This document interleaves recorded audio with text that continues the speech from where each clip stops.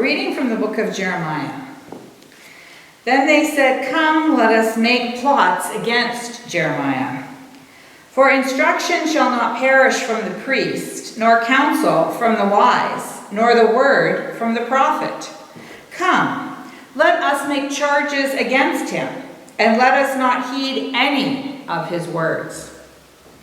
Give heed to me, O Lord, and listen to what my adversaries say. Is evil a recompense for good? Yet they have dug a pit for my life.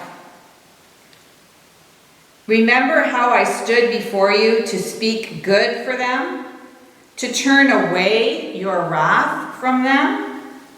Therefore give their children over to famine, hurl them out to the power of the sword. Let their wives become childless and widowed. May their men meet death by pestilence, their youths be slain by the sword in battle. May a cry be heard from their houses when you bring the marauder suddenly upon them. For they have dug a pit to catch me and laid snares for my feet.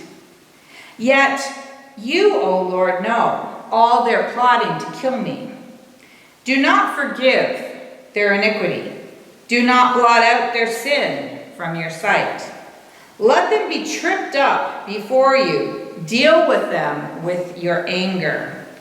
Thus said the Lord, go and buy a potter's earthenware jug. Take with you some of the elders of the people and some of the senior priests. The second reading is taken from the Gospel of Luke. Then Jesus said to the disciples, there was a rich man who had a manager, and charges were brought to him that this man was squandering his property. So he summoned him and said to him, what is this that I hear about you? Give me an accounting of your management, because you cannot be my manager any longer. Then the manager said to himself, what will I do now that my master is taking a position away from me? I am not strong enough to dig, and I am ashamed to beg. I have decided what to do, so that when I am dismissed as manager, people may welcome me into their homes. So summoning his master's debtors one by one, he asked the first, how much do you owe my master? He answered, 100 jugs of olive oil. He said to him, take your bill, sit down quickly, and make it 50. Then he asked another, and how much do you owe? He replied, 100 containers of wheat. He said to him, take your bill and make it 80. And his master commended the dishonest manager because he had acted shrewdly. For the children of this age are more shrewd in dealing with their own generation than are the children of light. And I tell you, make friends for yourselves by means of dishonest wealth, so that when it is gone, they may welcome you into the eternal homes. Whoever is faithful in a very little is faithful also in much, and whoever is dishonest in a very little is dishonest also in much. If then you have not been faithful with the dishonest wealth, who will entrust to you the true riches? And if you have not been faithful with what belongs to another, who will give you what is your own? No slave can serve two masters, for a slave will either hate the one and love the other, or be devoted to the one and despise the other. You cannot serve God and wealth. May God, who established the dance of creation, who marveled at the lilies of the field, who transforms chaos to order, lead us to transform our lives and the church, to listen to the voice of all creatures that reflect God's glory in creation. Amen.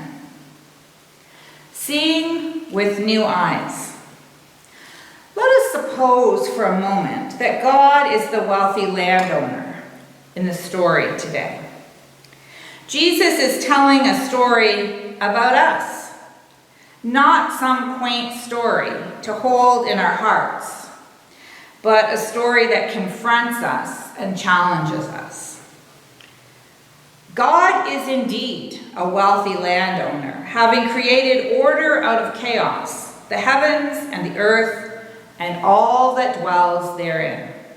Beauty, resources, a vast web of interconnected relationships working together to sustain life.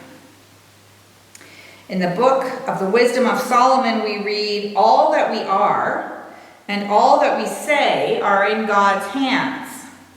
All of our knowledge and all of our skill. It was God who gave me certainty in understanding the way things are. The organization of the universe and the working of the elements, the beginning and end of an era, and all that occurs in between, the cycles of the solstices and the changing of the seasons, the circle of the year and the positions of the stars, the nature of the animals and the instincts of wild beasts, the power of spirits and the thoughts of human beings, the use of plants and the property of roots, whether it was hidden or apparent, I learned it all." We are the ones who have mismanaged the property. Out of humanity's greed and sense of entitlement, we are the ones who have caused resources to be depleted, climate change to become more extreme, oceans, landfills, and the air to be polluted with chemicals and clogged with our waste, and the possibility of an end to the earth caused by humans. So we have evolved from creatures that God blessed, saying, "Bear fruit, increase your numbers and fill the earth, and be responsible for it. Watch over the fish of the sea, the birds of the air, and all the living things on the earth," to the ones that God comes seeking with questions. "Give me an account of your service, for it's about to come to an end." And we are left scrambling, trying to figure out what to do. I think we could even go so far as to say that we, like the steward in the story, have tried to negotiate our way out of the situation. Discussions about carbon emissions, refusal to deal with our own garbage, sending it to poorer countries, sustainable farming, and what level the temperature can increase without causing disaster, are attempts to mitigate the results of our mismanagement. This season of creation provides another opportunity for us to increase awareness and education. The notion that we cannot serve two masters is key. No matter how we try to manipulate circumstances, perhaps in the end, God was right. The tree of knowledge is the one that causes so many of our problems. I do not mean that knowledge is bad or that we should not be curious about our world and ourselves. Quite the opposite. What gets us into trouble is thinking that we know, that we can be certain, or that we can explain everything, that we are the landowners rather than the stewards. As Jesus explains the parable to his disciples, we should make friends for ourselves through the use of the world's goods. Making friends implies that there is love and goodwill in our actions, that our intentions are not driven by greed or simply self-serving. We understand the giftedness of our resources. They are ours so that they may be used in ways that benefit us and others as well.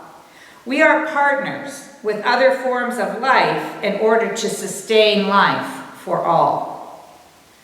The landowner does not come to condemn or punish, despite what we have heard in our readings today, but to hear an accounting of the situation.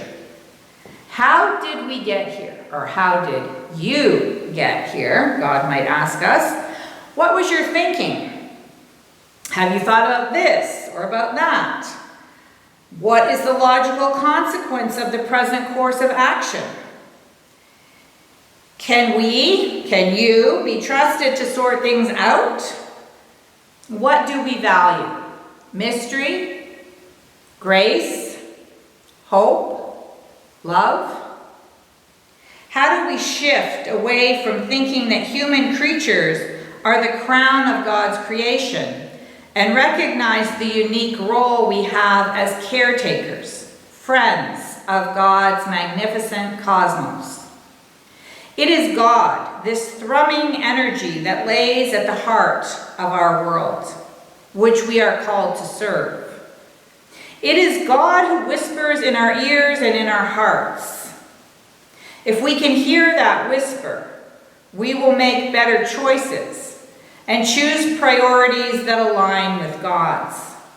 And we will be friends of all that God has gifted to us, able to preserve and celebrate life on earth, freedom for all God's unique and amazing innovations.